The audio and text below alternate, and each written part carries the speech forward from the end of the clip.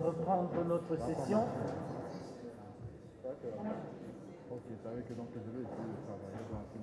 Nous ferons une annonce des engagements des États. Donc, chaque délégation sera invitée à donner ses observations, qu'il s'agisse de la déclaration de Yaoundé et des engagements de l'État. Remarques de cette deuxième journée qui seront formulées par le docteur Mobiala. Je me contenterai bien volontiers du dernier titre par lequel vous m'avez désigné, monsieur le modérateur. Donc, comme il l'a annoncé tout à l'heure, notre session est consacrée à 2 points précis. Le premier, c'est la lecture de la déclaration, j'allais dire du projet de déclaration de Yaoundé, puis l'annonce des engagements par les délégations ici présentes. Nous allons commencer par la lecture de la déclaration, du projet de déclaration de Yaoundé sur cet événement. Ce que je vous propose, c'est peut-être pas une lecture à proprement parler, mais un examen du projet qui nous est soumis. Parce que d'après les discussions préparatoires que nous avons eues avec le centre, il est question que le projet qui est soumis à notre examen à présent soit ultérieurement soumis à l'examen des ministres des Affaires étrangères lors de la prochaine session du Comité consultatif permanent des Nations Unies sur les questions de sécurité en Afrique centrale, en abrégé UNSAC, qui se tiendra probablement au mois de mai 2024 à Luanda, en Angola. Donc, nous ferons donc ici un travail préparatoire et nous allons le soumettre à l'examen et à l'approbation éventuelle de nos chefs de délégation dans le cadre de l'UNSAC. Alors, nous allons procéder en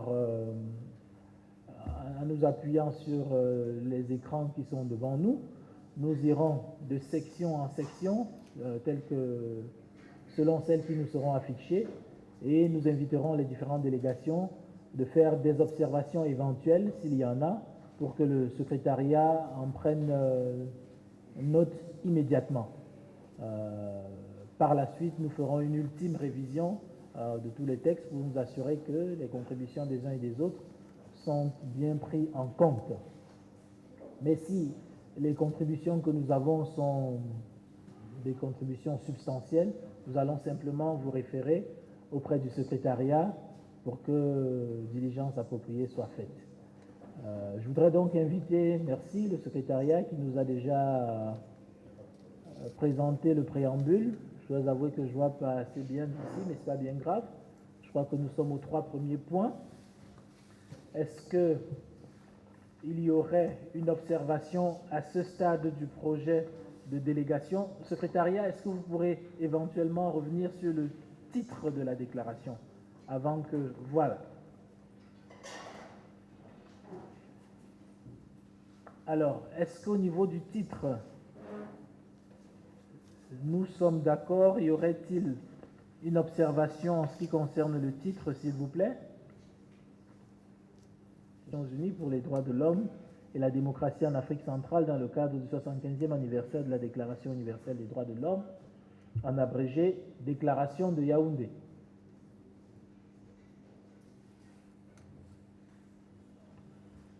Oui, j'aperçois... c'est quelle délégation, s'il vous plaît? Ça a été partagé. Alors, on doit se mettre d'accord pour retenir l'un d'entre eux. Et pour cela, je pense que celui qui est affiché sur l'écran est mieux que la célébration du 20e anniversaire du Centre des Nations Unies et autres. Le titre affiché à l'écran est différent de celui qui figure sur le document qui nous a été partagé. Alors, on doit faire un choix. Et je pense que celui qui est affiché est mieux. Alors, celui qui est affiché est la dernière version. D'accord. Je m'appelle M. Mani, je viens du REDAC à Douala. Alors, je vois le titre dit projet de déclaration marquant la commémoration du 20e anniversaire du Centre des Nations Unies. Pourtant, après avoir lu le document que vous nous avez envoyé, c'est une déclaration qui est censée être prise par des ministres qui sont réunis à Kigali en novembre. Donc du coup, je me pose la question, est-ce que c'est une déclaration des ministres de Kigali ou alors est-ce que c'est une déclaration que nous sommes en train d'endosser à ce jour? Merci. Bien, je vous remercie. Merci beaucoup, Monsieur le Président de séance et distingués délégués.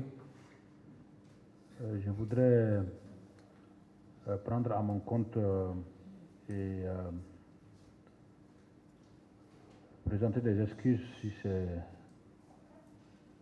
cela qu'il faut, mais regretter le fait qu'il semble que la dernière version ne soit pas celle qui a été servie dans vos parchemins. Et bien évidemment, il était de notre intention avec le Minirex pour avoir un meilleur usage du timing et des opportunités qu'on avait.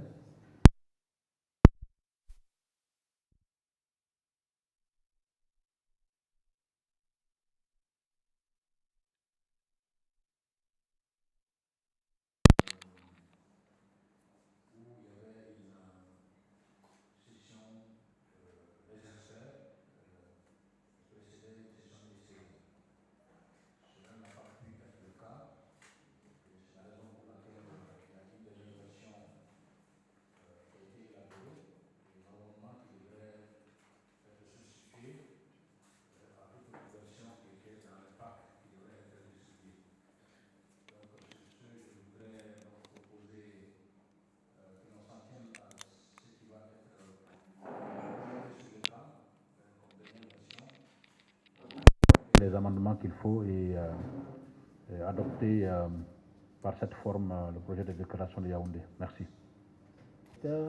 J'espère que l'information, la réaction, la réponse nous satisfait.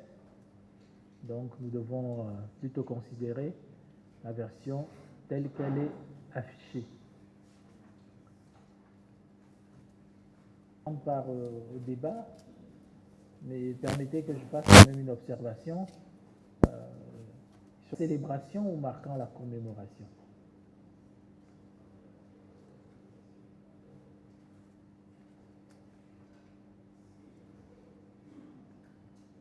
La modération aimerait proposer la célébration plutôt que la commémoration.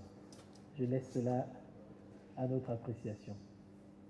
Y aurait-il une observation? Oui, madame.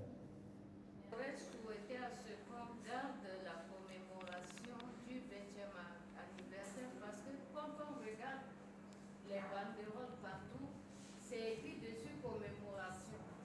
Donc, je souhaiterais qu'il y a une logique dans tout ce que nous avons fait et que nous continuons à faire. Projeto. Nós estamos a aprovar um projeto, mas depois já não fica projeto. Minha questão é, projeto fica consignado tal como está, ou estamos a rever o projeto, mas no texto definitivo? Não se me fez perceber. Na minha opinião, se o texto que estamos aqui a rever é para ser o definitivo, deixa de ser projeto. Muito obrigado. N'est pas censé apparaître sur le titre. Il est bien compris qu'il s'agit d'un projet jusqu'à la validation par les instances compétentes, mais on n'a pas besoin de mentionner le mot projet sur le titre.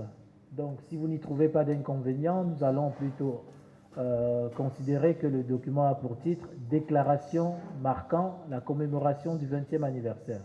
Donc, j'espère que le secrétariat prend note. Donc, nous adoptons donc pour titre « Déclaration » et non « Projet de déclaration ». Secrétariat, si nous pouvons passer à la prochaine diapo, je vous remercie.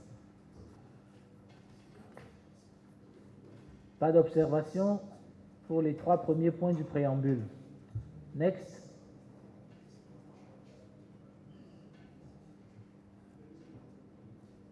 Y aurait-il le même souci que moi, ils n'arrivent pas à déchiffrer ce qui est écrit sur l'écran, mais nous sommes censés avoir le projet de texte dans nos kits. Est-ce que nous l'avons tous? que si nous l'avons, nous pouvons nous référer également aux documents que nous avons dans les kits. Observation?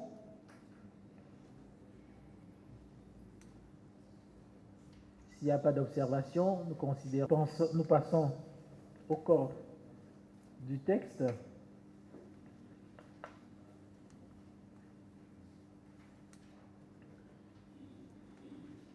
Est-ce qu'il y aurait une observation sur cette introduction? Nous, délégation des États membres de la Communauté économique des États de l'Afrique centrale et du Comité consultatif permanent des Nations Unies sur les questions de sécurité en Afrique centrale, en abrégé UNSAC, réunis à Yaoundé, Cameroun, les 4 et 5 décembre 2023 pour la commémoration du 20e anniversaire du Centre des Nations Unies pour les droits de l'homme et la démocratie en Afrique centrale, dans le cadre du 75e anniversaire de la Déclaration universelle des droits de l'homme. Objection, proposition, adopté. Nous passons donc au point qui suit, à la page 2.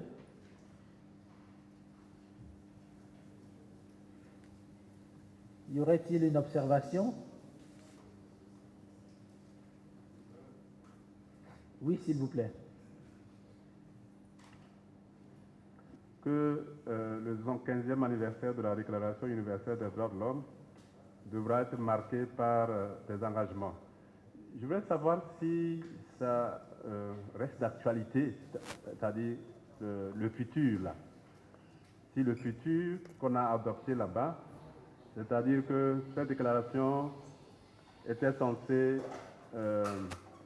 être adoptée un peu plus tôt, mais dû au report successif, on se trouve à un moment où les engagements sont censés avoir été déjà clôturés et donc soumis, envoyés à Genève. Même si aujourd'hui il y a des retards, ces retards sont très marginaux comparés à la grande majorité des États qui ont déjà... Voilà, et donc peut-être au lieu de dire devra être marqué par des engagements, on peut changer et dire par exemple que devra être marqué par la mise en œuvre. Hein? On maintient la même formulation, mais on passe maintenant des engagements, de la prise des engagements à la mise en œuvre. C'est une proposition, voilà. Merci.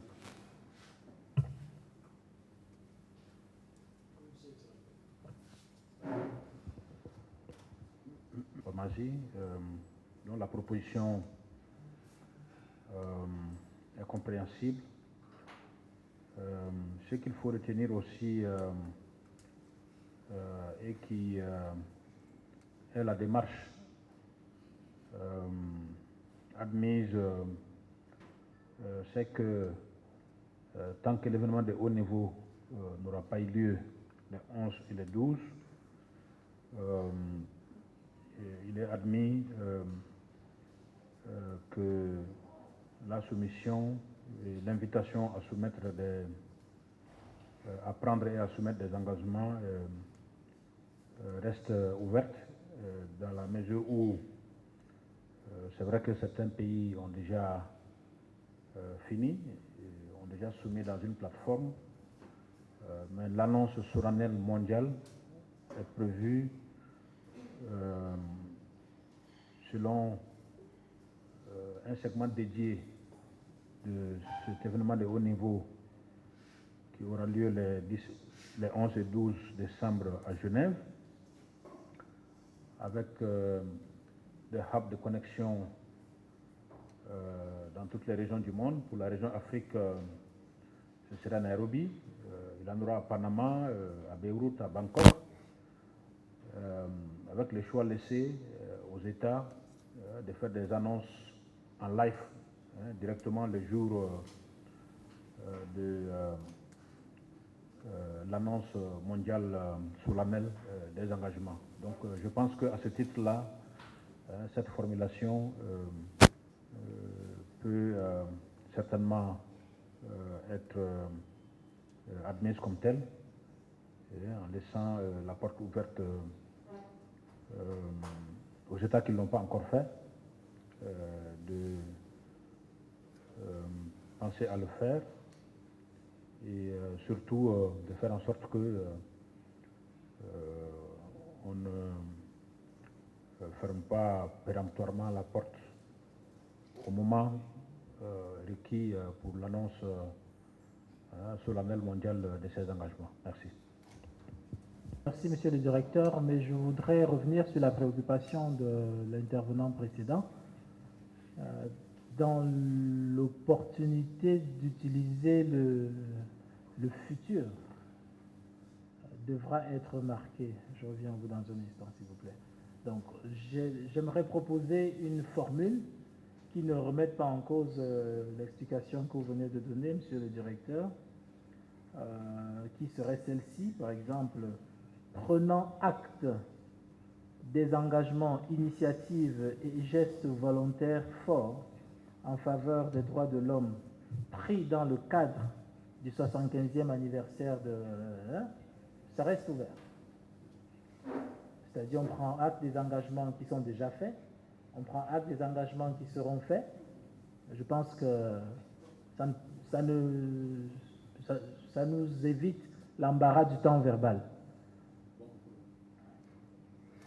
Cela vous convient? Vous vouliez prendre la parole tout à l'heure. J'avais voulu aussi dire la même chose. Oui. C'est un nouveau élan. Si on pouvait, c'est la même chose que vous êtes en train de dire. Très bien. Il y a toujours eu des engagements, mais c'est un nouveau élan dans la prise de nouveaux engagements que je fais. J'espère que le secrétariat a donc noté. Donc sur le point 2, nous dirons prenant acte des engagements, initiatives et gestes volontaires et forts en faveur des droits de l'homme et de la démocratie pris dans le cadre du 75e anniversaire de la Déclaration universelle des droits de l'homme. Point 3. Observation.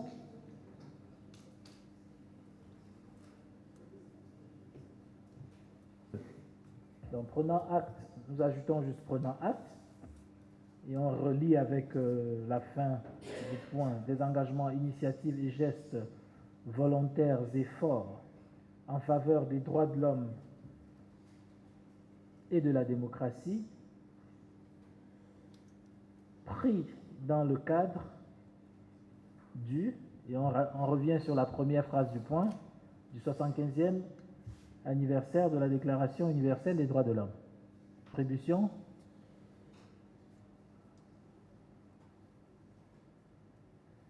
Le point 5.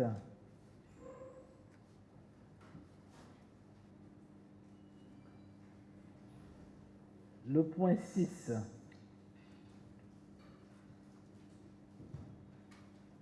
Les acteurs à coopérer avec les mécanismes des droits de l'homme, y compris les organes de traité, les procédures spéciales du Conseil des droits de l'homme, l'examen périodique universel et à mettre en œuvre les recommandations. Là, je dis que tous les acteurs, pour ces mécanismes, il faut que ça soit consensuel. Par exemple, pour le Burundi, nous avons à la portée spéciale. Ça n'a jamais été consensuel pour qu'il soit là. Le Burundi, nous avons une commission des droits de l'homme qui a le statut A. On se pose la question, pourquoi ce mécanisme? Ce mécanisme a été mis en place par force. Donc il faut que ça soit consensuel. Des fois, nous trouvons qu'il y a des manipulations politiciennes de certains leaders des organisations non gouvernementales qui influencent. Nous demandons que ce point ci soit bien analysé et mettre quelque chose qui pourra quand même aider à ce que ces mécanismes de droits de l'homme soient consensuels avec les deux parties, c'est-à-dire le Conseil et l'État concerné. Merci. Peut-être, avant de lui céder la parole, je voudrais quand même émettre quelques réserves, toute proportion gardée sur la notion d'imposition que vous avez évoquée. Parce que dans certains mécanismes dont il s'agit, parlons notamment de l'examen périodique universel, le pays concerné a toujours le choix d'accepter, de rejeter ou de prendre note. Donc, pour dire que nous comprenons votre préoccupation, mais encore qu'il s'agit là d'une simple exhortation en disant nous encourageons. C'est une exhortation qui peut tenir compte justement de tous les cas spécifiques en veillant à ce que justement l'idéal soit que ce soit consensuel. Si ce n'est pas, tant que ce n'est pas consensuel, l'exhortation demeure afin que toutes les parties prenantes travaillent à ce que ce soit effectivement adopté, que le consensus, pour votre cas d'espèce, qu'on puisse parvenir à ce consensus-là. Mais je passe la parole à Monsieur le Directeur pour une réaction. J'aimerais réagir par... on a constaté qu'il y a eu toujours des manipulations, des influences politiciennes par rapport à la mise en place de ces mécanismes. Ce n'est pas pour évoquer les autres pays, mais nous avons constaté bien que d'abord, il y a eu, avant ce rapporteur, nous avons connu une commission d'enquête qui n'a jamais eu l'accès d'aller au Burundi, parce que ça n'a pas été consensuel. Maintenant, nous avons un rapporteur spécial qui n'a pas accès aussi au Burundi. Pour nous, pour que ce soit droit de l'homme, nous avons le plein pouvoir de nous exprimer par rapport à ces préoccupations. Parce que, nous avons une commission des droits de l'homme qui a le statut A. Pour le gouvernement burundais, on se pose la question, pourquoi actuellement le rapporteur spécial laisse alors que nous avons une commission d'enquête, plutôt une commission des droits de l'homme qui a le plein pouvoir de pouvoir apporter tout ce qui est au Burundi. C'est ça notre préoccupation. Donc, pour nous, le point c'est qu'il faut y insérer quelque chose pour que la mise en place de ces mécanismes puisse être consensuelle. Ça serait vraiment bon de pouvoir donner ces orientations. Le point est bien. Pour créer un mandat, pour confier un mandat à un rapporteur spécial, et je pense que le Conseil est le lieu indiqué des délibérations intergouvernementales pour pouvoir résoudre certaines questions qui me semblent être bien au-delà de ce forum ici. Et je pense que nous avons été vigilants dans la formulation de ce passage en retenant simplement le mot encourageant. Ce n'est qu'un encouragement. Et je pense que diplomatiquement, on a voulu être vraiment très léger dans cette formulation, sachant ce qui se passe au Burundi et quelle est la position du Burundi par rapport au mandat du rapporteur spécial sur le pays. Et il y en a pour d'autres pays. Il y a un rapporteur spécial sur la République centrafricaine qui ne pose pas de problème. Et je pense que jeter ce passage à l'eau par rapport au fait que le Burundi a des griefs contre la façon dont un rapporteur spécial a été mis en place dans le cadre d'un mécanisme intergouvernemental enlèverait un peu de mérite au travail que nous faisons ici, et surtout que c'est un package. L'examen périodique universel convient à tout le monde, les organes des traités, je pense même dans les contributions qui ont été entendues ici du Burundi, nous avons entendu l'économie de beaucoup de progrès qui sont réalisés. Donc nous avions pensé que cette formulation encourageant pouvait, dans ce contexte-là, où nous faisons œuvre collective pour les droits de l'homme et la démocratie de façon générale, pouvait être accepté par tout le monde, ne pas rentrer dans des exceptions par pays. Sinon, je pense que chaque paragraphe de ce texte-là pourra être décortiqué au gré des intérêts ou de ce qui peut peut-être spécifiquement gêner. J'écoutais le délégué du Gabon quand on parle de changements inconstitutionnels ou de coup d'État, qui disait pour nous ce qui s'est passé au Gabon, ce n'est pas un coup d'État.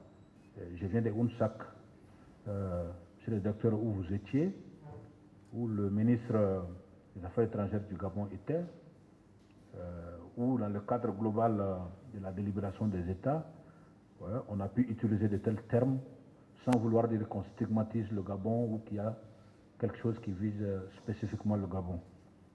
Donc, moi je pense que ce qui se passe au Burundi a un autre forum pour être pris en charge. Ici, il peut y avoir de la flexibilité, puisque les mots ici ne sont pas forts, ce n'est pas un engagement, c'est une exhortation, comme vous l'avez dit. Peut-être même moins une exhortation, c'est un encouragement. Et voilà, j'ai jeté tout ce paragraphe-là parce que, tout simplement, il y a ce souci entre le Burundi et le rapporteur spécial. Me semblerait être dommage pour tous les efforts qu'on a eu à mettre en commun ici dans le cadre de ce 20e anniversaire. Néanmoins, je pourrais, nous sommes pour la plupart, si ce n'est pas tout le monde, nantis de quelques expertises en termes de formulation. Si tous les acteurs peut être un peu plus englobant pour que le Burundi se retrouve dedans, on peut dire encourageons les acteurs, en sautant le mot tout, on peut édulcorer encore le langage pour être encore plus soft, mais je ferai un plaidoyer pour que on puisse sauver ce paragraphe, parce que si le Conseil des droits de l'homme et les mandats qui sont donnés par le Conseil des droits de l'homme n'étaient pas importants, je ne suis pas sûr que le Burundi serait candidat et allait être brillamment élu. Récemment, je ne veux pas qu'on ramène tout à ce malentendu concernant le rapporteur spécial sur le Burundi. Merci. Mais la grande préoccupation pour nous, c'est que, avant que ces mécanismes soient mis en place, il faut que le pays concerné soit consulté. Il faut qu'il y ait, si le mécanisme est là, il faut que ça soit consensuel, que ça soit analysé au fond et voir dans quelle mesure ce mécanisme pourrait être efficace pour le pays. C'est bien noté, monsieur le distingué délégué du Burundi. Quelle est votre proposition, s'il vous plaît, pour la formulation?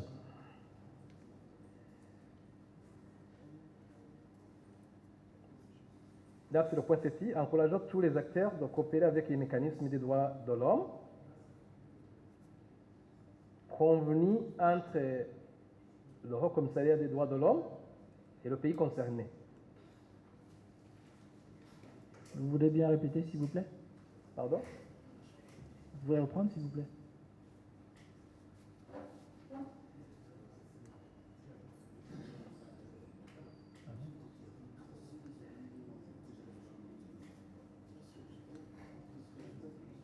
Pardon? Vous voulez reformuler? Oui. Encourageant tous les acteurs à coopérer avec les mécanismes des droits de l'homme, convenus entre le Haut Commissariat des droits de l'homme et le pays concerné pour les procédures spéciales du Conseil des droits de l'homme et l'examen périodique universel et à mettre en œuvre les recommandations. C'est ça. C'est ma proposition. Donc la mise en place de ces mécanismes doit être consensuelle entre les parties. Encourageons les acteurs à coopérer. Pas mal. Là, on le dit pour nous et pour d'autres pays. Donc, pour moi, j'ai l'expérience par rapport à ça. Nous avons connu une commission d'enquête qui n'a jamais arrivé au Burundi, parce que ça n'a jamais été consensuel. 2. Il y a eu un rapporteur spécial. Lui aussi n'a jamais été au Burundi. On se pose la question, pourquoi il y a un rapporteur spécial alors que nous avons une commission des droits de l'homme qui a le statut A.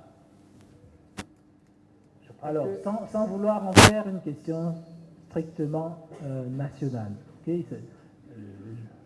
je voudrais nous inviter à considérer que nous sommes en train de travailler sur un projet de déclaration d'intérêt commun. Commun, oui. Alors, mais comme le disait encore M. le directeur tout à l'heure, il s'agit d'un encouragement aux acteurs de coopérer. Seriez-vous en train de nous dire que vous ne coopérez pas avec le rapporteur spécial? Ah pardon, avec le rapporteur spécial. Pardon? Est-ce que vous êtes en train de nous dire que vous ne coopérez pas avec ce mécanisme-là? Nous ne reconnaissons même pas ce mécanisme. Pardon? Le gouvernement burundais ne reconnaît même pas ce mécanisme. Alors, ce que la déclaration est en train de dire, c'est que nous encourageons les partis Exactement. à Si coopérer. vous encouragez, il faut nuancer quelque part. C'est un encouragement. Donc, on propose qu'on puisse y mettre quelque chose de consensuel. Monsieur le distingué Il y a aucun délégué, problème je par vais rapport à ça. insister pour le plaider. Je vais continuer de plaider pour ce paragraphe, comme disait, parce que nous encourageons tous les acteurs, tous les acteurs. C'est-à-dire, pour le cas spécifique du Burundi, nous encourageons les acteurs gouvernementaux et nous encourageons aussi les mécanismes internationaux à coopérer avec le gouvernement. Il s'agit de tous les acteurs, vous comme eux. Donc je pense que de ce point de vue, c'est une formulation qui tient d'ailleurs pour votre plaidoyer.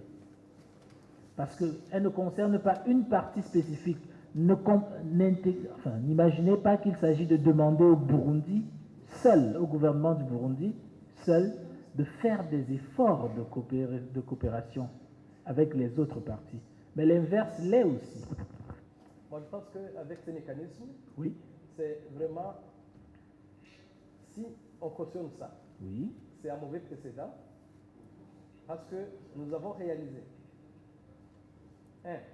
que la commission, premièrement, d'enquête qui a été mise en place, c'était un mécanisme qui était mis en place par le Conseil des droits de l'homme, qui n'a jamais exécuté de mandat. Actuellement, nous avons le rapporteur spécial. Si nous avons un rapporteur spécial qui ne fait rien pour le moment, qui rapporte d'une façon, je dirais, inefficace, pourquoi continuer dans ce sens? Bien. Peut-être que dans ce point, c'est que les deux parties puissent s'entendre sur cette préoccupation. Le mécanisme, parce que nous avons constaté que ce mécanisme n'a jamais été utile pour le Burundi. Ce n'est pas un cas isolé pour le Burundi, c'est général. Il faut que ce soit consensuel. Bien. Le point est définitivement noté. Je passe la parole au distingué représentant de la République du Congo. Moi, je pense qu'il n'est qu'interne au Burundi. Donc, on peut l'évoquer dans le rapport où il y a toutes les nations. Sinon, ce serait comme jeter un peu du discrédit sur le Burundi qui, certainement, après avoir lu la déclaration, n'appréciera pas. Donc, raison pour laquelle, comme a dit le président, on va garder le contexte, comme a dit, c'est une exhortation. C'est une exhortation. Or que si on met les termes tels que vous les évoquez, je pense que ce serait un précédent qu'on va créer.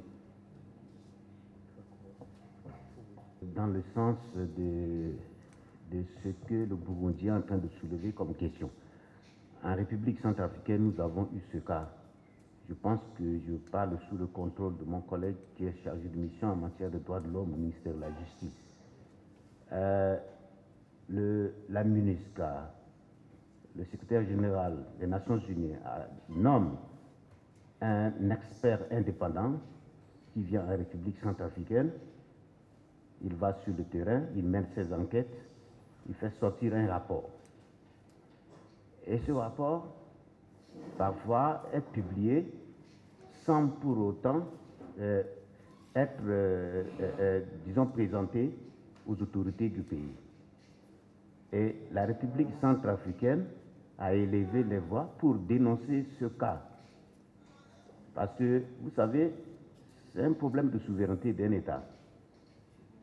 Quand nous discutons de ces choses, il faut voir, quand il insiste sur ce cas, peut-être qu'il y a des choses qui ne marchent pas. Donc, et ce n'est qu'après que, comme vous le dites, on s'est accordé avec les Nations Unies pour que, avant que l'expert des Nations Unies qui mène des enquêtes et rédige son rapport, présente d'abord aux autorités centrafricaines qui apprécient avant sa publication et avant sa transmission aux Nations Unies. Et c'est comme ça aujourd'hui qu'on fait. Donc, c'est d'encourager le Burundi à faire en sorte qu'il y ait une certaine entente entre ces experts-là et puis le gouvernement burundais. Je pense que c'est comme ça que ça doit se faire, mais tel que c'est fait dans le document, c'est un cas général. On n'a pas besoin de spécifier le cas du Burundi dans le document. C'est de les encourager à ce qu'ils puissent s'entendre sur le mécanisme de rapport qui devrait être publié et comment même mener ces rapports. Parce que parfois, ces experts-là, quand ils vont sur le terrain, c'est comment ils mènent leur enquête. Parfois, ils ciblent des gens qu'ils rencontrent, et puis ils posent leurs des questions, et puis ainsi de suite, ils rendent leur rapport parfois qui ne reflètent pas la réalité. Donc, c'est d'encourager le Burundi à faire en sorte qu'il y ait entente. Merci. Ce qu'on vise, c'est l'efficacité de la déclaration. Et je propose que vraiment, pour qu'on puisse avoir des résultats, il faut quand même qu'on fasse quelque chose avec le consentement.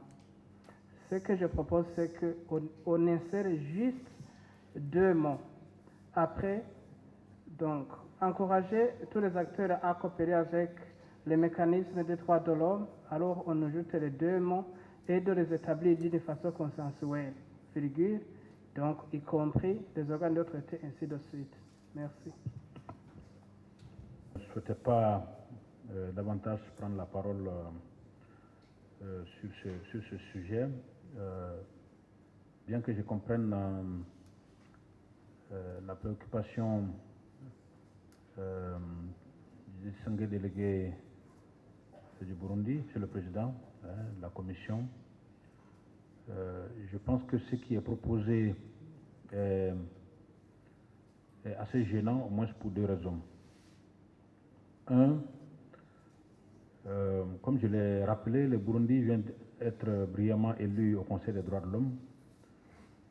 Je pense que tout ce qui peut relever du fonctionnement d'un mandat, de sa création, de son fonctionnement, relève du Conseil. Et il y a même des textes qui sont applicables au travail, au code de conduite des rapporteurs spéciaux. Et en ce que je sache, à mon humble avis, je ne suis pas au courant que les modes de prise de décision au niveau du Conseil sont uniquement par consensus. Je pense que le Burundi, dans le cadre de son mandat, verra là-bas que beaucoup de décisions sont prises, ne font pas forcément l'objet de consensus. C'est comme ça que les mécanismes intergouvernementaux fonctionnent. Au Conseil de sécurité, il y a des décisions qui sont souvent prises, sauf s'il y a un veto, qui ne sont pas forcément par consensus. Il y en a qui peuvent voter contre, il y en a qui peuvent s'abstenir. La majorité l'emporte à l'Assemblée générale des Nations Unies. Il y en a qui votent contre, il y en a qui s'abstiennent, la majorité l'emporte.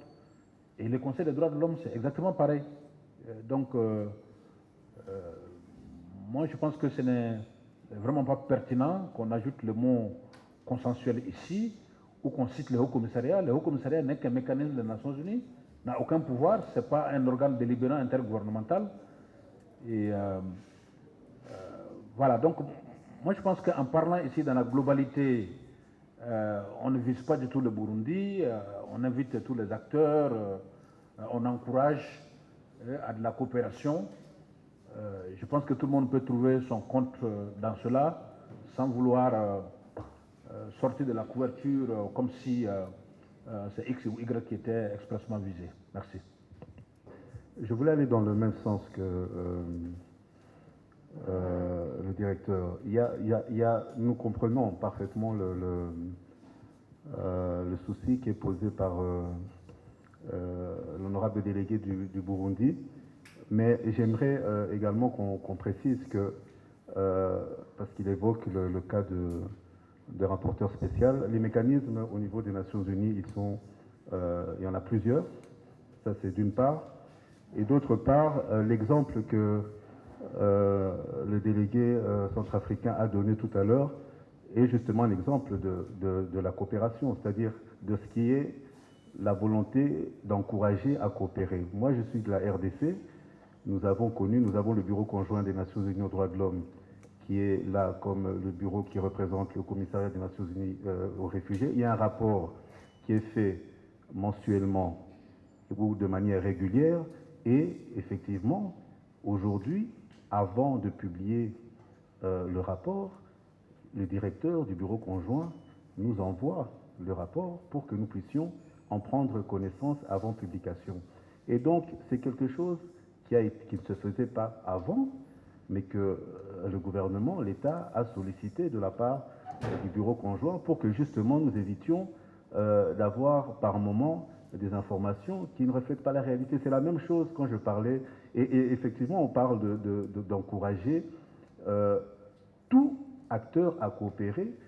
J'évoquais dans mon intervention de ce matin le fait qu'avec la société civile aujourd'hui c'est la même chose. Effectivement, nous étions avant dans des postures d'accusation, dans des postures de dénonciation, mais aujourd'hui nous sommes dans des postures où la société civile, c'est vrai qu'il y a des choses qui ne marchent pas au sein du gouvernement, il faut le dire, il faut dénoncer, mais aujourd'hui il y a également des propositions qui sont faites, il y a des choses qui sont... Et donc la coopération, l'encouragement, l'exhortation là vise justement à ce que toutes les parties prenantes puissent se mettre autour d'une table et lorsqu'il y a effectivement un problème qui est évoqué, aujourd'hui le Burundi est membre du Conseil des droits de l'homme, effectivement, il faudra en faire mention au niveau du Conseil des droits de l'homme pour dire que voilà, ça, et effectivement, les décisions se prennent non pas par consensus, mais par voie de vote.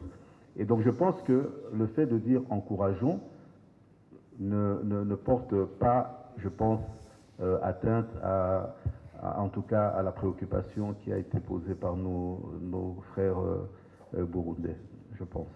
Avant la session de Luanda, le texte qui sera adopté ici sera circulé à nouveau pour recueillir les propositions des partis avant leur soumission au ministre à Luanda.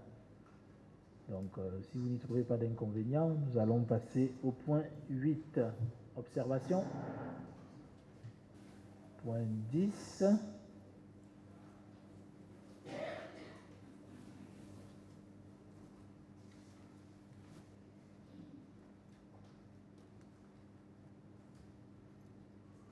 Objection.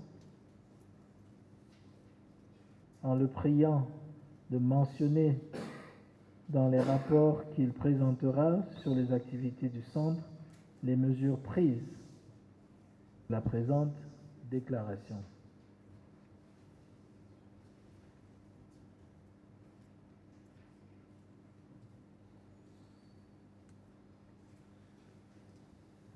Je pose la question à Monsieur le Directeur sur ce point.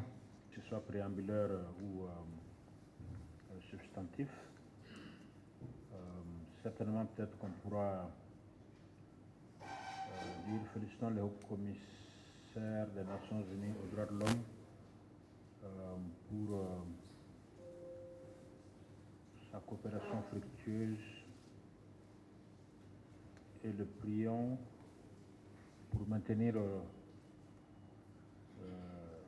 une certaine cohérence de la forme et mentionner dans les rapports qu'il présentera sur les activités du centre, les mesures prises et à prendre en application de la présente déclaration. C'est une façon de donner de la visibilité à tout ce qui pourrait advenir, même si une déclaration par nature n'est pas obligatoire. On n'est pas en train de prêcher, on est en train d'émettre des vœux, d'encourager, de souhaiter que certains changements interviennent. Par exemple, quand on a parlé du programme de bourse du centre qui bénéficie aux jeunes de la sous-région. Et par ailleurs, qu'on a pensé qu'au même titre que d'autres acteurs contribuent aujourd'hui à faire en sorte que ce programme soit maintenu, que les États de la sous-région examinent à titre volontaire la possibilité de faire des contributions. S'il y a des choses qui adviendraient à la suite de ces plaidoyers, le haut-commissaire pourrait, dans le cadre des rapports qui sont périodiquement rendus à différentes occasions, faire en sorte que tout cela soit connu. C'est un peu cela le souci. Et voilà, et la réformulation, peut-être que je pourrais proposer à l'appréciation des délégués. Merci. Merci, monsieur le directeur, c'est bien compris. Mais je voudrais faire une proposition de reformulation de cet article, cette disposition, si vous voulez bien. Félicitons le haut-commissaire des Nations Unies aux droits de l'homme pour sa coopération fructueuse, tout en souhaitant que les rapports qu'il présentera sur les activités du centre incluent, mentionnent ou présentent, on choisira un des trois, présente les mesures prises ou à prendre en application de la présente déclaration. Donc, je propose, secrétariat, félicitons le haut-commissaire des Nations Unies aux droits de l'homme pour sa coopération fructueuse, tout en souhaitant que les rapports qu'il présentera sur les activités du centre incluent les mesures prises ou à prendre en application de la présente déclaration. Observation? Adopté. Point 13. Observation? De forme. Je suis un peu gêné en lisant le 14 là, parce que je suppose que le verbe féliciter ici, nous utilisons le pronominal, n'est-ce pas, se féliciter. Et tel que c'est écrit là, si je le rapporte ou je le rapproche du chapeau, ok, nous ministres ou nous délégués, notons, soulignons, félicitons ici parce que ça s'adressait à d'autres acteurs, mais ici, on dirait nous se félicitons du processus. Or, c'est nous félicitons. Donc, je pense que oui, normalement. Donc, c'est un nous qui doit être ici.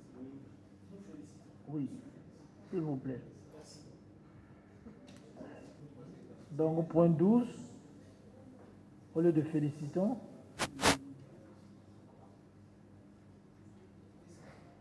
ah non. Je pense qu'il y a, non. Je pense qu'il y a, je reviens sur l'appel lancé au secrétariat. Nous ne nous félicitons pas là, mais nous félicitons le haut-commissaire. Ok? Voilà, puisqu'il y a déjà le nous. Nous, les pays membres, félicitons le haut-commissaire pour ce qu'il fait et souhaitons que ces rapports incluent ces éléments.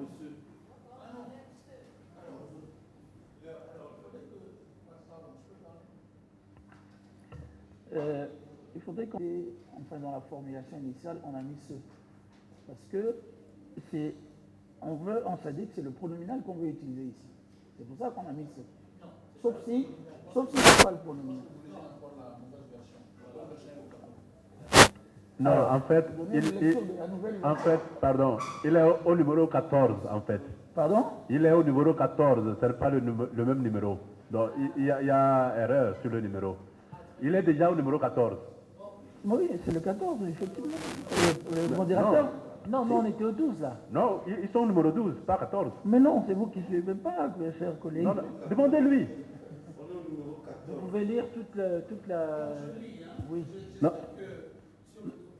Non, non, le document que vous avez, vous l'oubliez carrément parce que ce n'est plus le même numéro de paragraphe, ce n'est plus le même document du tout.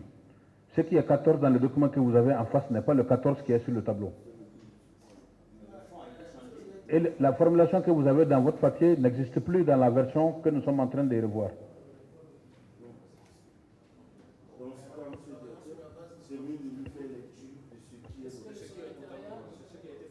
Est-ce que le secrétariat pourrait nous donner lecture de la disposition ?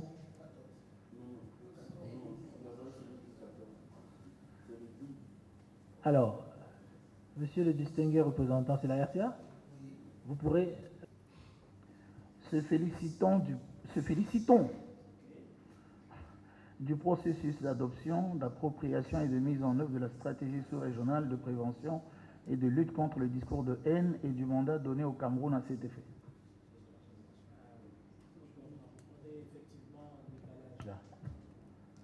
Très bien. Et là, c'est le point ? Ah non, c'est un ancien document. Nous sommes désolés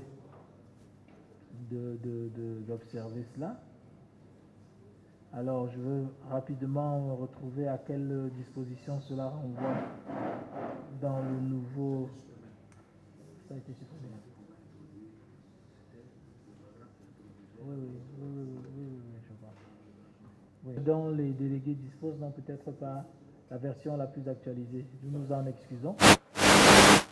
Nous nous en excusions, mais cette disposition a été supprimée lors des travaux préparatoires, lors de la dernière séance de travail préparatoire à ceci avec le centre. Elle a été complètement enlevée du projet qui nous est présentement soumis. Donc, toutes nos excuses encore pour ce décalage. Donc, cette disposition n'existe plus. C'est la raison pour laquelle, moi je parlais du point 12, il dit « Félicitons le haut-commissaire des Nations Unies aux droits de l'homme pour sa coopération fructueuse, tout en souhaitant que les rapports qu'il présentera sur les activités du centre mentionnent ou incluent les mesures prises et à prendre en application de la présente déclaration. » Non, là c'est le 12 nouveau. Ouais. Oui, c'est ça.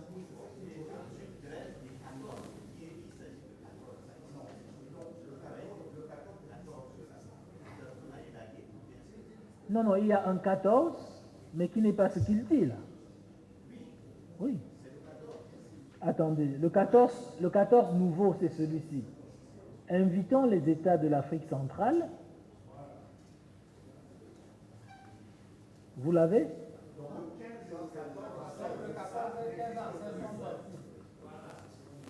Alors, s'il vous plaît, Président, oui, pour qu'on s'accorde bien, en principe, le 15 et le 14 du document que l'on a n'existent plus. C'est le 16 qui est devenu le 14. Oui. Voilà. Complète. Alors, ça veut dire nous avons, après l'introduction, nous, délégués, la délégation, États membres, ainsi de suite, après cette introduction, nous avons 14 points. Voilà, c'est tout. Et non pas 16. Ouais. Parce que 2 points ont été supprimés, qui sont le 13 et même plus 13 aussi. Voilà, anciens 13 et 14 ont été supprimés, donc nous avons à la fin du texte 14 points. De l'homme pour sa coopération fructueuse, tout en souhaitant que les rapports qu'il présentera sur les activités du centre incluent les mesures prises et à prendre en application de la présente déclaration. Ça, c'est le point 12. Point 13. Exprimons notre profonde gratitude au gouvernement de la République du Cameroun, pays hôte du siège du Centre des Nations Unies pour les droits de l'homme et la démocratie en Afrique centrale, pour son soutien multiforme, notamment la récente décision présidentielle de mise à disposition d'un nouveau siège à Yaoundé, ainsi qu'aux autres acteurs et partenaires techniques et financiers pour leur appui constant apporté aux actions du centre.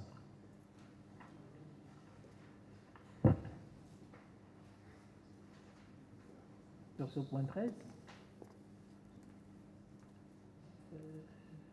le Cameroun propose éventuellement de proposer une reformulation parce qu'elle a l'air un peu lourde. Parce qu'après le point virgule,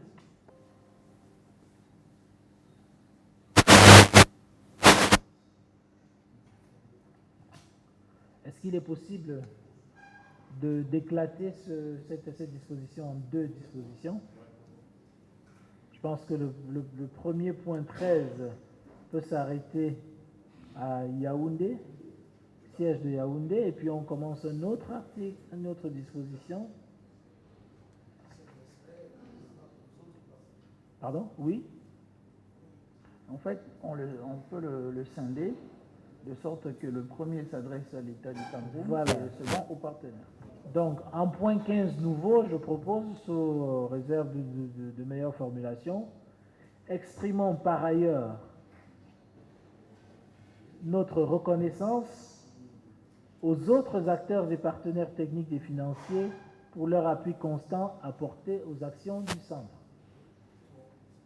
Donc, secrétariat, nous créons un autre article où nous dirons, un article 14 nouveau cette fois, où nous dirons, exprimons par ailleurs notre reconnaissance aux autres acteurs et partenaires techniques et financiers pour leur appui constant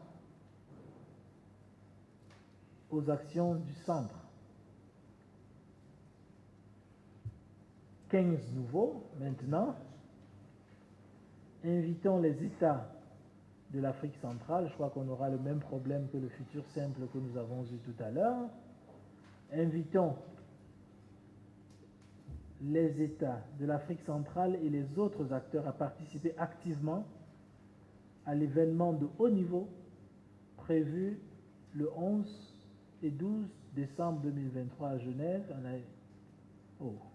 à Genève et à Nairobi, marquant le 75e anniversaire de la Déclaration universelle des droits de l'homme et annoncé des engagements volontaires, concrets, ambitieux et transformatifs en faveur des droits de l'homme dans le cadre de l'initiative Droits de l'homme 75 du Conseil des droits de l'homme et du Haut-Commissaire des Nations Unies aux droits de l'homme. Alors, invitons les États d'Afrique centrale et les autres acteurs à participer activement à l'événement de haut niveau prévu le 11 et 12 décembre. Est-ce qu'on pourrait adopter ça?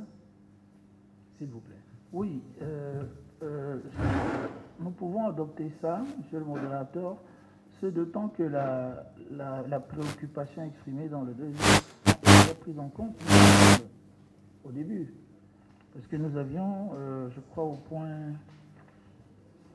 point 2, nous avons souligné que le 75e anniversaire des engagements volontaires concrets ambitieux, on l'avait déjà dit dans le point 2.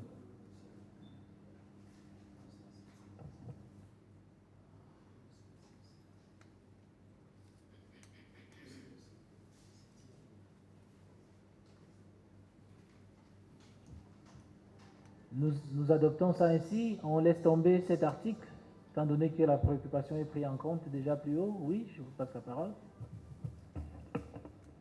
Ce paragraphe, et j'ai peut-être un problème de sémantique. L'événement, je pense qu'il est peut-être souhaitable de le nommer. Il s'agit d'une rencontre, d'une réunion, au lieu de le mettre comme ça, événement. Donc si c'est une rencontre de haut niveau, il faut le dire. Si c'est une réunion de haut niveau, il faut le dire. Prévu se tenir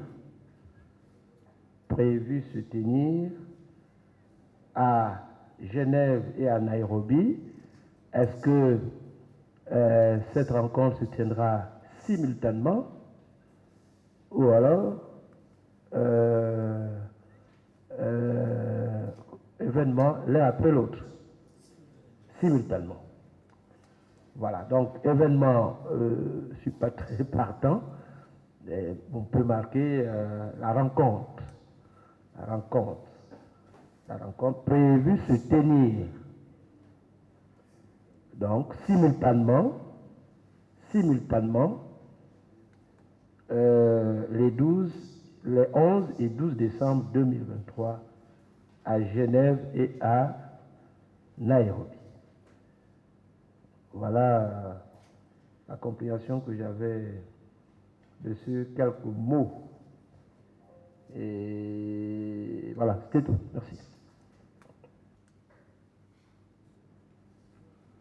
Tout à fait d'avis pour rendre la lecture beaucoup plus aisée, d'apporter ces formulations c'est les formulations au paragraphe 14. Et puisque nous étions en train de nous poser la question si ce paragraphe n'est pas redondant avec le point 2, je serais enclin à supprimer le point 2 et à maintenir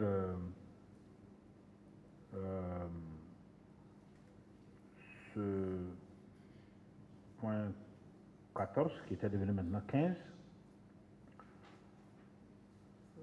pour qu'en fin de compte on puisse à partir de cette réunion inviter les États à participer activement à cette rencontre. C'est un anglicisme qui fait qu'on dit événement parce qu'on dit high level event en anglais. Mais bon, ça fait beaucoup plus un sens si on parle de rencontre ou de conférence ou de quelque chose d'autre en français. Donc, je pense qu'il y a toujours lieu de maintenir cette invite à une participation active des États et des acteurs non étatiques qui sont attendus un peu partout de par le monde. C'est vrai que le site principal sera Genève, mais comme je le disais tout à l'heure, pour faire en sorte que ce soit un événement mondial accessible un peu partout, sur tous les continents, ils ont créé des sites qui seront connectés directement à Genève et à travers lesquels les États et les acteurs qui ne pourront pas se rendre à Genève, parce que c'est petit, ça ne peut pas contenir tout le monde, même à partir de Nairobi, un État où des acteurs pourront participer et puis annoncer solennellement leurs engagements, tout comme à partir de Bangkok, en Thaïlande ou de Panama. Donc il y a des hubs qui sont créés comme ça dans toutes les régions. Donc moi je serais enclin de suggérer à cette réunion de maintenir cette invite aux États et aux autres acteurs à participer activement. On peut l'appeler rencontre qui est prévue les 11 et 12 décembre, la semaine prochaine. On peut dire simultanément à Genève et à Nairobi pour marquer le 75e anniversaire et à y annoncer des engagements. Parce que, encore une fois, il y a beaucoup d'États qui ont finalisé leur engagement. Il y avait une plateforme électronique qui avait été ouverte. Il y en a qui ont pu communiquer, mais il reste entendu que jusqu'à la dernière minute, jusqu'au jour J de l'annonce publique,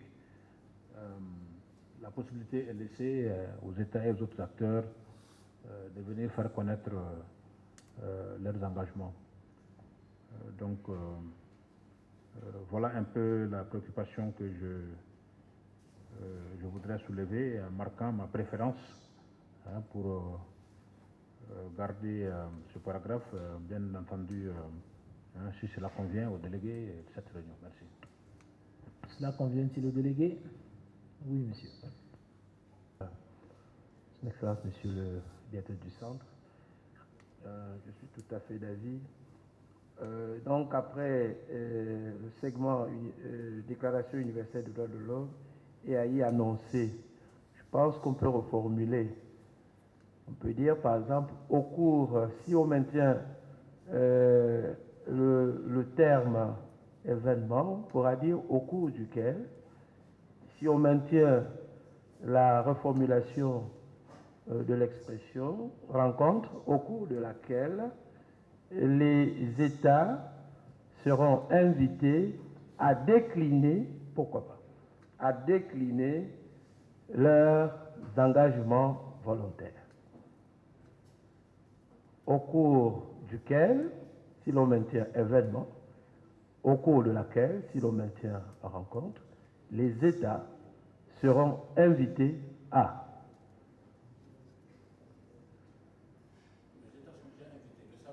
Oui.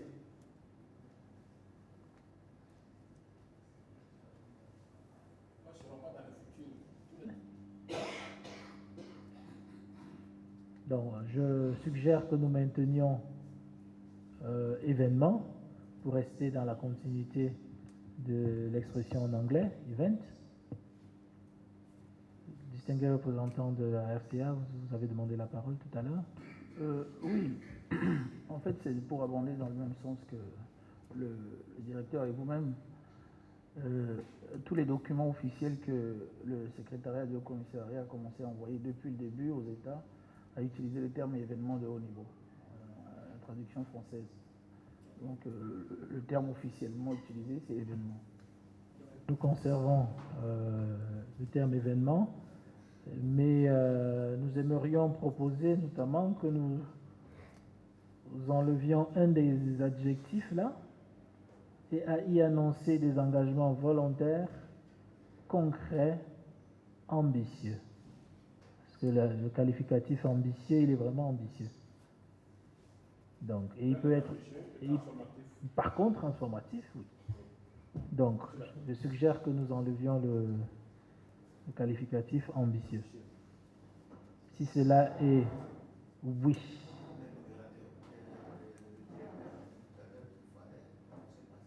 Je pense que nous associons à sa préférence. Donc, nous... Comment est-ce qu'on dit? Cancel.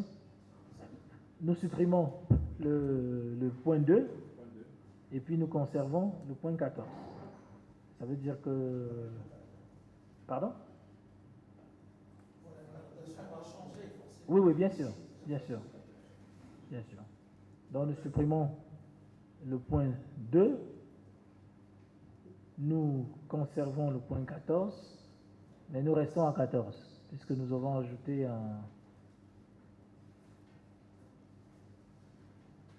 nous avons fait éclater le 13 en 2 articles. Est-ce que le secrétariat est en phase avec nous?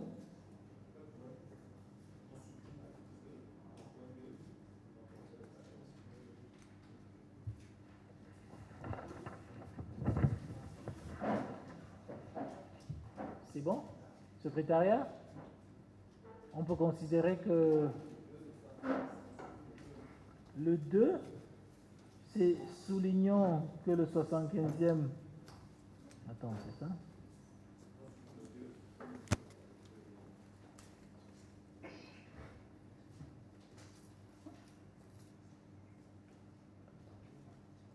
Le point 2 qui commence par prenant acte. On est en face, secrétariat? C'est bon? C'est pas bon. Donc nous supprimons cet article-là.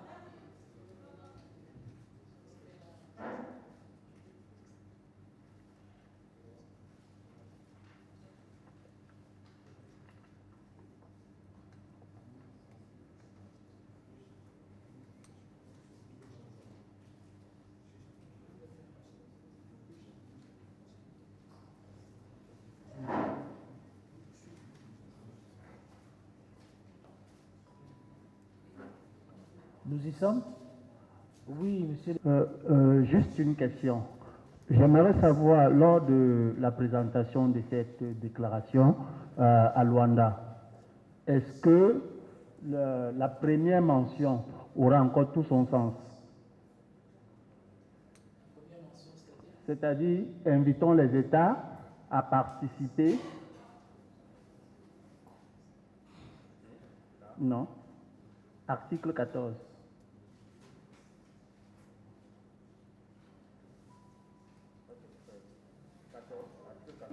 Oui. Invitons les États à participer activement à la réunion, à l'événement de haut niveau. Est-ce que cela aura encore tout son sens lorsqu'il faudra présenter cette déclaration pour adoption lors de la réunion ministérielle? Le choix est ouvert. C'est-à-dire que même après le 11 et le 12, la possibilité reste accordée aux États de pouvoir prendre des engagements. Et d'autre part, parce qu'il reste quand même que c'est la déclaration de Yaoundé. Même si elle est adoptée à Luanda, c'est la déclaration de Yaoundé. C'est-à-dire qu'elle sera adoptée rétrospectivement. C'est bon? Autre observation? Est-ce qu'on peut considérer que le secrétariat inclut toutes les observations que nous avons faites, sauf éventuellement la reformulation proposée par la partie burundaise, qui pourrait éventuellement s'approcher du secrétariat entre les deux sessions tout à l'heure, pour finaliser l'article, le point, je ne sais plus trop lequel, le point 7.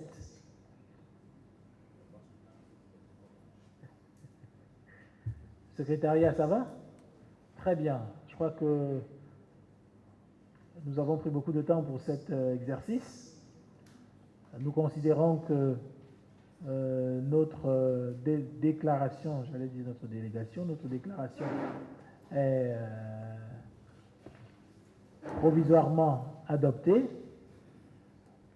Il reste entendu que entre la fin de cette rencontre et la soumission de ce projet à l'examen des ministres dans le cadre de l'UNSAC, le centre prendra des dispositions pour circuler à nouveau ce projet, pour enregistrer d'éventuelles ultimes recommandations qui pourraient être incluses dans le document avant leur soumission au l'examen des ministres. Mais votre permission, nous allons passer au point 2 de notre session qui est relatif au recueil et à l'enregistrement des engagements. Le directeur du centre indiquait tout à l'heure adresser ses félicitations à certaines délégations qui ont déjà acheminé leurs engagements.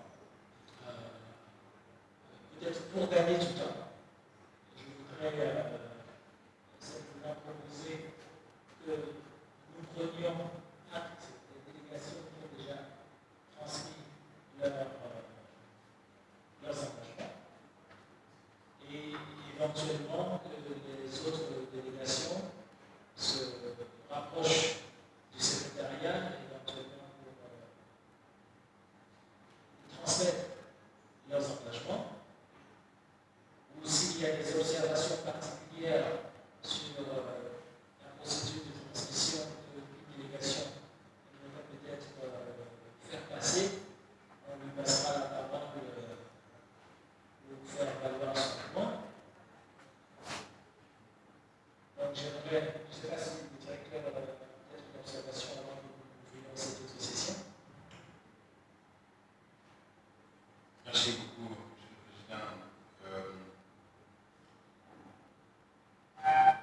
L'objectif de cette séquence dans notre programme était de permettre à tous les États qui sont déjà prêts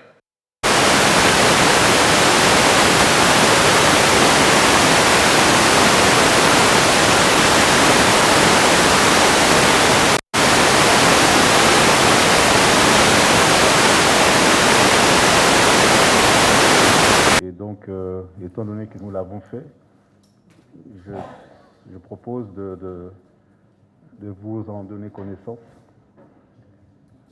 Voilà, je lis juste les 5 engagements, parce qu'il y a une partie introductive, je pense qu'on peut la sauter. Et donc, les engagements qui ont été pris par la République démocratique du Congo.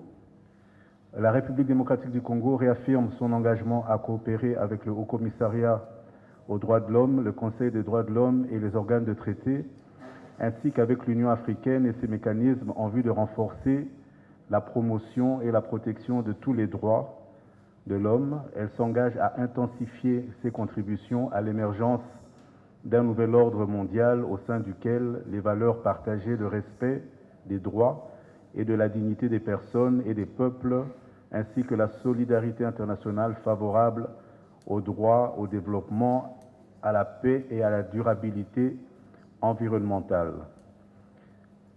Premier engagement, mettre tout en œuvre pour réduire à travers la prévention, la prise en charge de la répression judiciaire, les cas de violence contre les femmes et les filles et poursuivre la mise en œuvre des engagements pris au niveau continental dans le cadre de la masculinité positive, dont le chef de l'État congolais est champion au niveau de l'Afrique. Faire du droit au développement une réalité, deuxième engagement, à travers des politiques et mesures législatives dans divers domaines, y compris dans le secteur des industries extractives, pour lever les obstacles au développement et assurer la durabilité environnementale et matérialiser la réalisation des droits des personnes vivant avec handicap ou le VIH-Sida, ainsi que celles atteintes d'albinisme et peuples autochtones pygmées par des mesures concrètes dans le domaine de l'éducation, de la formation professionnelle, de l'habitat, de la santé, de l'emploi et de l'accès à la justice. Troisième engagement, renforcer la protection des civils grâce à une police de proximité et une armée républicaine respectueuse des droits de l'homme, ainsi qu'à travers des mécanismes efficients de redevabilité tels que l'auditorat militaire et l'inspection générale de la police, renforcer également la lutte contre l'impunité et à tous les niveaux, y compris le recours à l'expertise médico-légale, aussi bien pour les abus et violations de droits civils et politiques que pour le droit au développement et les droits économiques, sociaux, culturels, à travers les cours et tribunaux indépendants et disposant des ressources humaines, matérielles, répondant aux besoins des populations congolaises.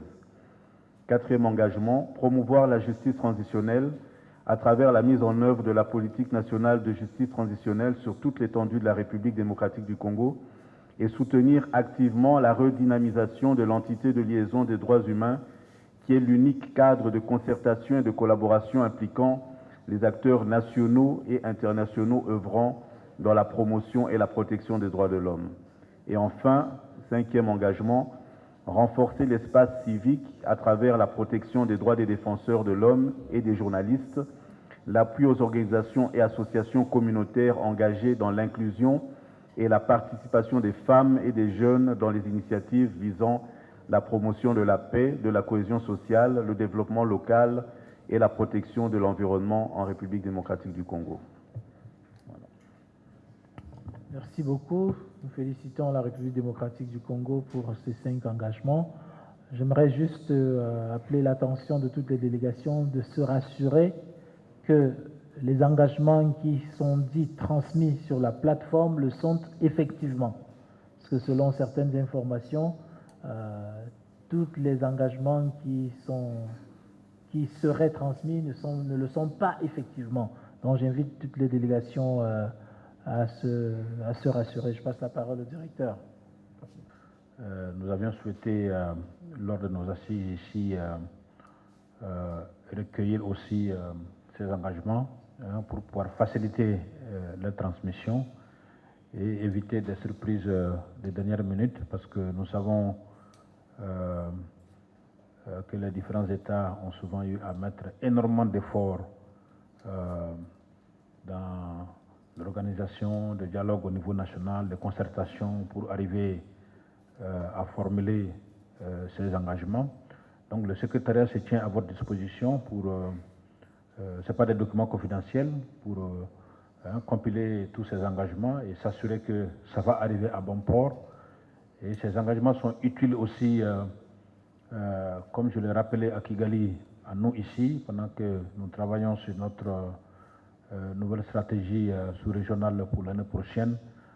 Donc nous pourrons en faire aussi bon usage dans les réflexions qui sont déjà en cours au niveau interne au sein du centre ici à Yaoundé. Merci, Monsieur le Président. Bien, je vous remercie. Y aurait-il une autre délégation qui aimerait partager ses engagements?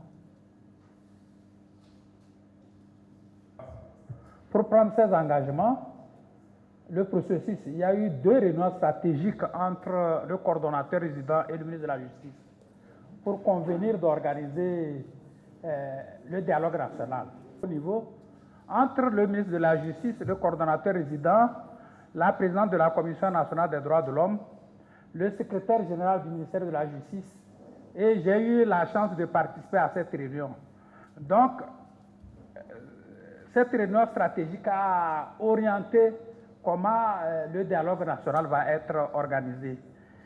Il y a eu, après 2 ou 3 réunions de haut niveau, pour parler de comment il faut établir les invités.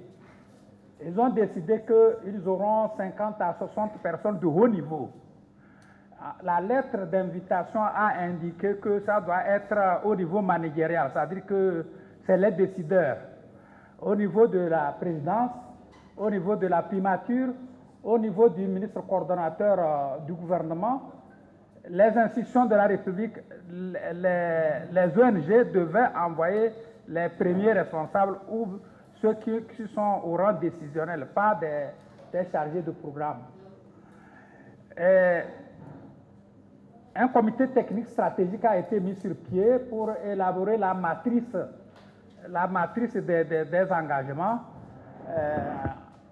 le titre de l'engagement, l'analyse de la situation, les actions qu'il faut prendre pour répondre à l'engagement, les partenaires qui sont impliqués et la durée.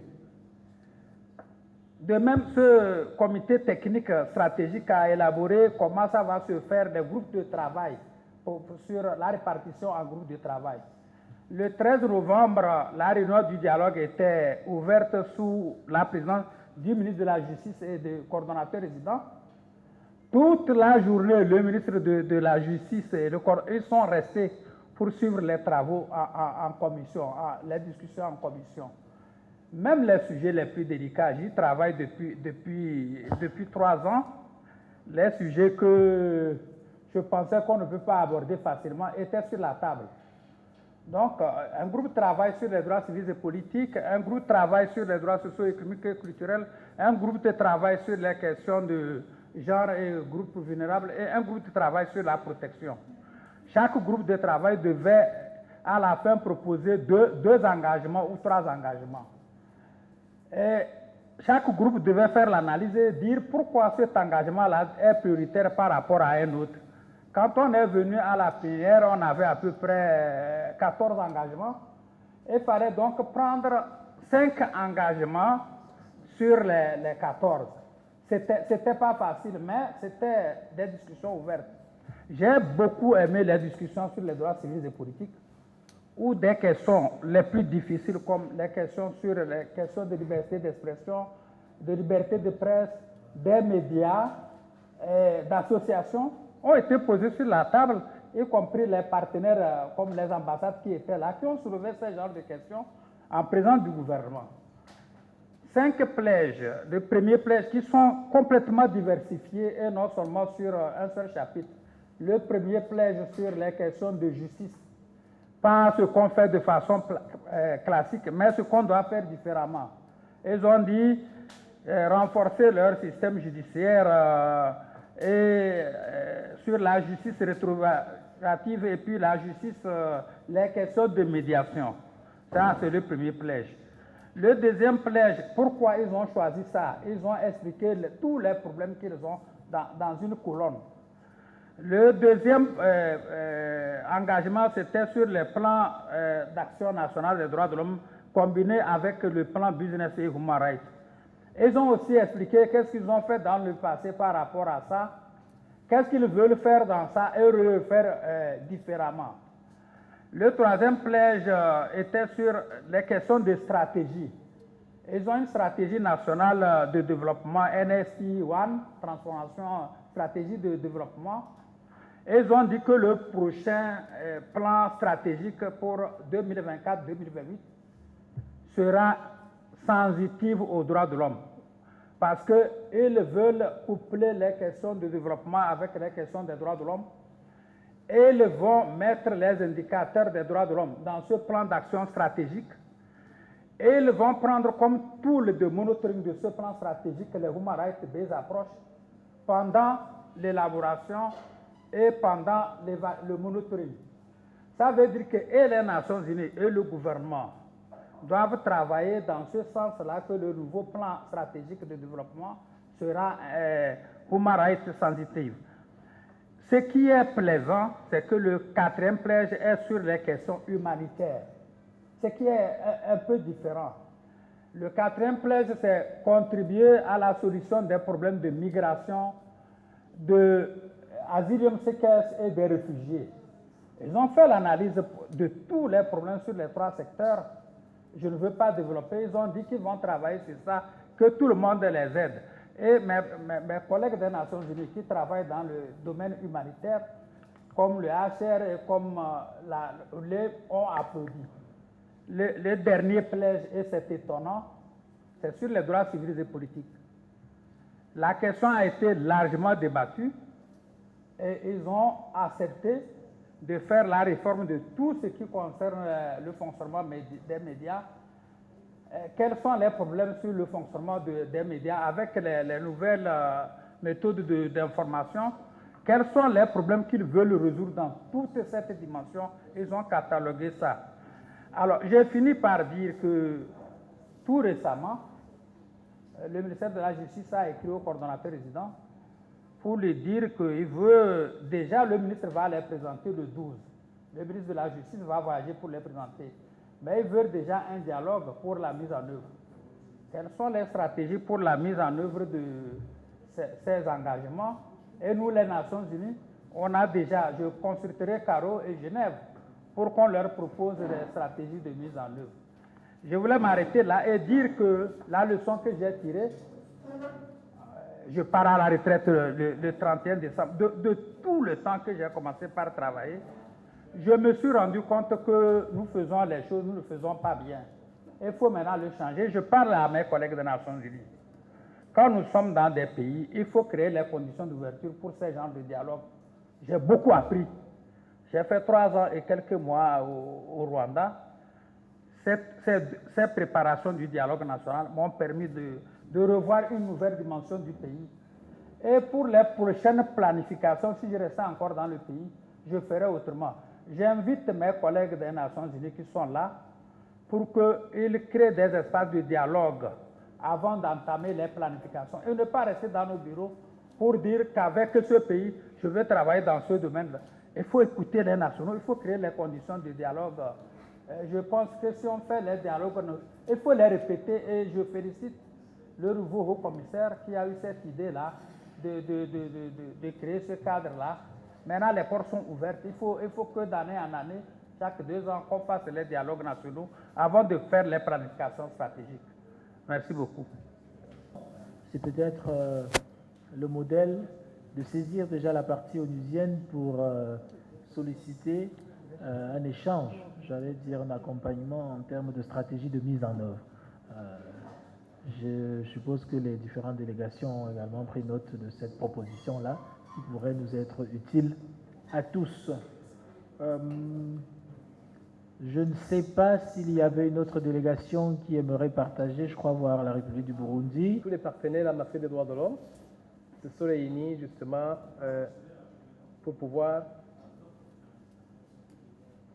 trouver les 16 engagements pour le Burundi. Le premier engagement, c'est l'adoption du Code de protection de l'enfance au Burundi. Deuxième engagement, ratification du protocole facultatif à la Convention relative aux droits de l'enfant sur les traités individuels.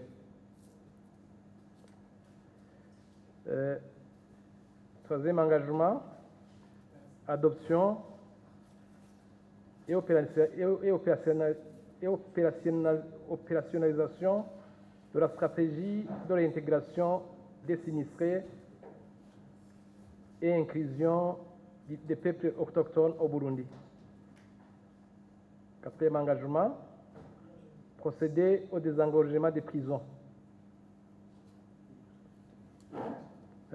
Cinquième engagement, accès à l'habitat pour les plus vulnérables en garantissant un habitat décent à tous les Burundais.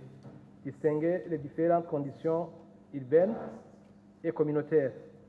On est arrivé à 7, mais je pense qu'on va réduire jusqu'à 5. On va transmettre à la ligne les 5 qui sont retenus. Mais je continue. Sixième engagement, mise en place des registres sociaux uniques au Burundi. Septième engagement, internaliser la politique de couverture santé universelle à tous au Burundi. Je vous remercie. Merci, République du Burundi. Mon pays n'ayant pas obtenu les instructions pour disclose, voilà, donc délivrer ces engagements ici, nous ne saurons donc vous les présenter. Qu'à cela ne tienne, Genève, c'est dans quelques jours. Je crois que les honorables délégations ici auront le plaisir de découvrir quels seront ces futurs prochains engagements que le gouvernement du Gabon sera amené à prendre. Par ailleurs, j'ai aussi, dans le cadre du centre, et pour m'adresser à l'honorable directeur du centre, il est bien vrai que les engagements relèvent de la volonté souveraine des États, mais en même temps, le centre qui fait ce travail de fond en accompagnant les différents gouvernements dans ces problématiques de droits de l'homme, que ce soit au niveau étatique et même au niveau des acteurs non étatiques. Pendant ces 20 dernières années, vous avez certainement su ou pu déceler les problèmes des pays. Est-ce que, à ce niveau précis, auriez-vous peut-être des formulations ou des reformulations au regard d'un certain nombre de situations qui peuvent être parfois similaires d'un pays à un autre, mais vous également, en tant que conseiller de nos différents gouvernements, nous dire, nous accompagner, pourquoi pas, dans la formulation de ces engagements. Je ne sais pas si cette approche a été analysée et acceptée par le centre. Donc c'est aussi ça, c'est aussi, au-delà des engagements souverains des États, c'est aussi que le centre, qui connaît mieux les réalités aux côtés du Haut Commissariat des Nations Unies, pourrait en même aussi... Quelques secondes. Vous savez, cet exercice a été un exercice dense. Et dès le début, nous avons été aux côtés de tous les États quand les directives pour les engagements étaient sorties, pour les sciences techniques. Mais comme vous avez si bien dit, il s'agit d'engagements volontaires, d'États souverains. Et les derniers mots revenaient aux États. Et je sais que beaucoup n'ont pas parlé, mais ont déjà leur engagement, y compris le Gabon. Je connais les engagements du Gabon. Et la République du Congo a aussi ses engagements. Et à tous ces niveaux, on a pu... le Cameroun, je sais que le Cameroun a eu des séries de concertations avec tous les acteurs. Il y a des engagements qui sont plus ou moins déjà prêts. Sao Tomé, on a travaillé avec le gouvernement. Donc c'est pour vous dire que oui, on a été disponible et on sera encore disponible après l'événement parce que Après les engagements, il s'agira aussi de faire en sorte que ce soit mis en œuvre. Merci. Bien, merci Monsieur le Directeur. Vous avez dit que cet exercice aura été intense. Celui que nous nous apprêtons à achever également l'aura été. Il ne nous reste plus qu'à vous remercier et à passer la parole au modérateur de la prochaine session. C'est déjà ça? Ou alors des remarques de conclusion?